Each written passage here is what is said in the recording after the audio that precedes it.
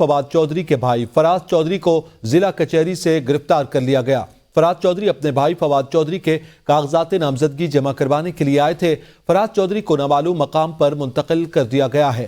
عام خبر سے آپ کو آگاہ کر رہے ہیں، فواد چودھری کے بھائی فراز چودھری کو بھی ضلع کچہری جہلم سے گرفتار کر لیا گیا ہے۔ فواد چودھری کے کاغذات نامزدگی جمع کروانے کے لیے آئے، ضلع کچہری میں ان کو گرفتار کر لیا گیا ہے۔ گرفتاری کی وجوہات جاننے کی کوشش کرتے ہیں۔ اس وقت ہمارے ساتھ لائن پر موجود ہیں محمد اکراش چودھری۔ جی اکراش، بتائیے گا کیا بتایا گیا پولیس کی جانب سے کہ فراز چودھری کی گرفتاری کس وجہ سے عمل میں لائی گئی؟